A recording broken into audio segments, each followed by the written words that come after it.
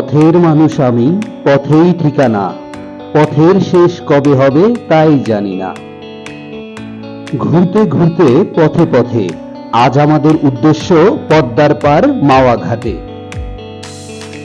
তবে বন্ধুরা, আজ আমাদের ঘোরার উদ্দেশ্য সবার চাইতে একটু ভিন্ন।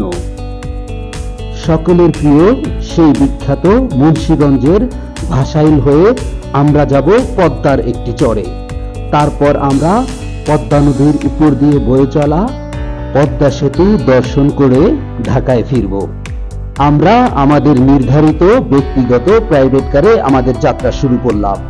ঢাকা থেকে ঢাকা এক্সপ্রেসওয়ে হয়ে আমরা এখন মুন্সিগঞ্জের ভাসাইলের উদ্দেশ্যে।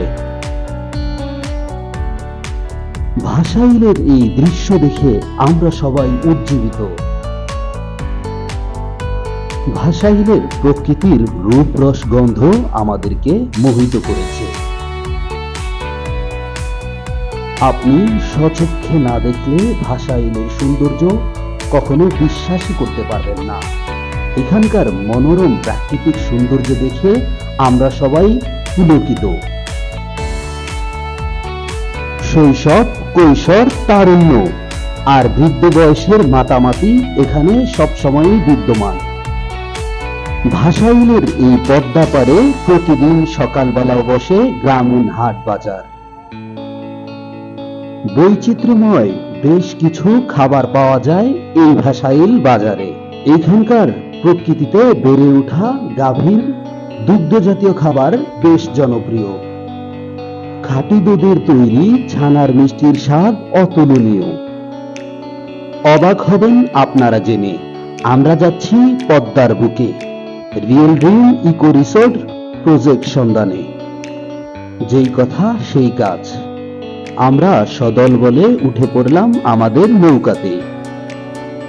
পদ্মার বুক চিরে জলের ছলাৎ ছলাৎ ঢেউয়ের তালে আমরা চললাম আমাদের গন্তব্যে।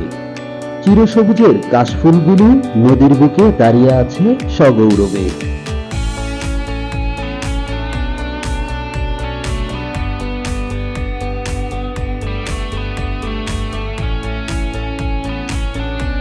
সত্যি পদ্মা এক ভয়ঙ্কর সুন্দরের নাম।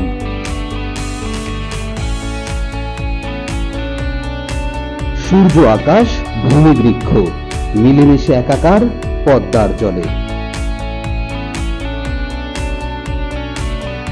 পদ্মার এই রূপ দেখে প্রেমে পড়বেন যে কেহ। আমরা এখন প্রস্তাবিত রিয়েল ড্রিম ইকো রিসোর্টের প্রজেক্টে। এখানেই গড়ে উঠবে বাংলাদেশের ব্যতিক্রমধর্মী রিয়েল ড্রিম ইকো রিসোর্ট। পদ্মার ছলাৎ ছলাৎ ঢেউয়ের তোড়ে আমরা এখন মাওয়া ঘাটে। দিন গড়িয়ে সন্ধ্যা এলো, আমরা এখন মাওয়া ঘাটে। মাওয়া ঘাটের হোটেলগুলো বাহারি ধরনের খাবারের পসরা সাজিয়ে বসেছে। অদ্ভুতভাবে রঙিন সাজে এখানের বাহারি খাবারের দোকানগুলো।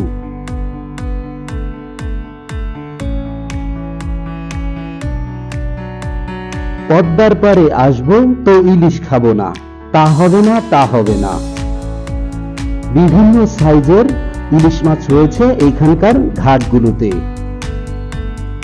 এখানে 1 কেজি ওজনের ইলিশগুলো 2000 থেকে 2400 টাকা দরে বিক্রি হচ্ছে। শতভাগ বাঙালিয়ানার ছাপ রয়েছে এইখানকার খাবারের দোকানগুলোতে।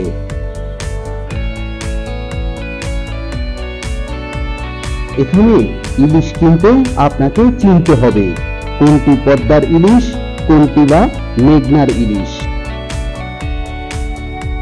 আমাদের পছন্দ করা ইলিশগুলো কেটে রান্নার জন্য প্রস্তুত করা হচ্ছে।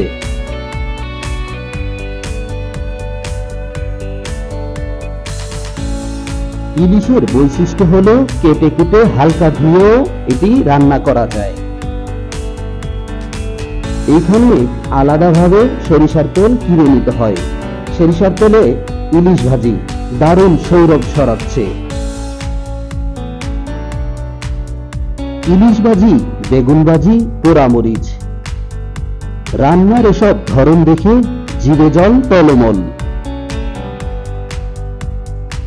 পেঁয়াজ এবং আচারের ভর্তা করা হচ্ছে। ইলিশগুলোকে বেগুনের সাথে সরিষার তেলে ভাজা হচ্ছে। খাঁটি সরিষার ঝাঁজ নাকে মুখে স্বাদের বারতা ছড়াচ্ছে। প্রতিবার মাছ ভাজার পরে এভাবে কড়াইকে পরিষ্কার করা হয়। ইলিশের লেজটিকে ভেজে এভাবে পিষে ভর্তা বানানো হয়।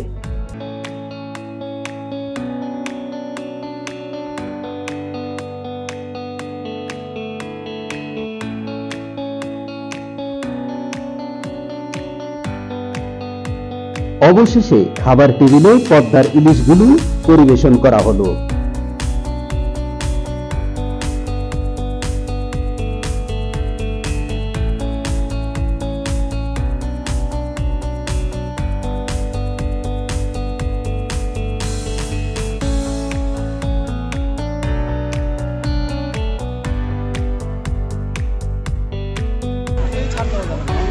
এই হচ্ছে আমাদের পদ্মা আর এই হচ্ছে পদ্মার ইলিশ।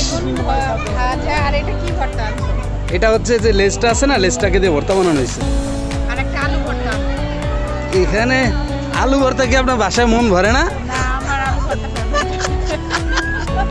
সরিষা ভর্তা আছে, আছে কয়েকটা আইটেমের ভর্তা আছে, বলবো। লেজ ভর্তাটা চমৎকার। এই যে ভর্তা অনেক আইটেম চলে আসছে, ভর্তা আসছে, এই যে প্লেট খালি আনেন, সমস্যা নেই, আস্তে ধীরে খাই। হ্যাঁ না, আলু ভর্তা নাই, আলু ভর্তা আছে।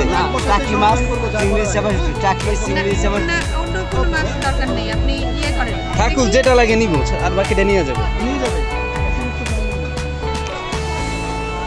একটু হাত ধর বানিয়ে আনতে হবে, বোতল করে দিবে, সমস্যা নেই।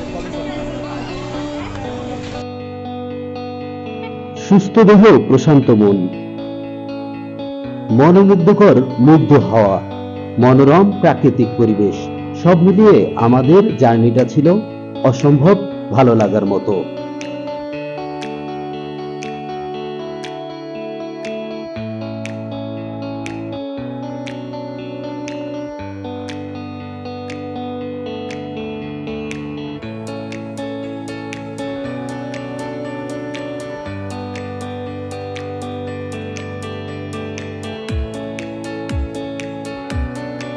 রাত এখন গভীর, চারিদিকে শুনশান নীরবতা। পদ্মার বুকে পদ্মা সেতু ঝলমলে আরো ছড়াচ্ছে। রাতের পদ্মা সেতু দেখতে আরো অন্যরকম।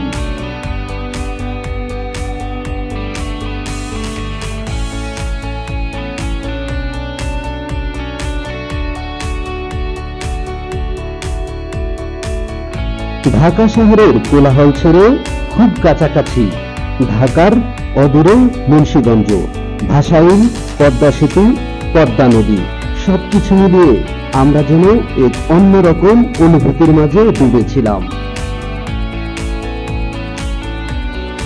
ঢাকা এলিভেটেড এক্সপ্রেসওয়েতে আমরা এবার ঢাকার উদ্দেশ্যে। দেখতে দেখতে পথে পথে আমাদের আজকের জার্নিটা এখানেই শেষ করছি। ভালো লাগলে ভালোবাসবেন, ভালোবাসলে ভালো থাকবেন। ধন্যবাদ সবাইকে সুন্দরের সাথে থাকার জন্য।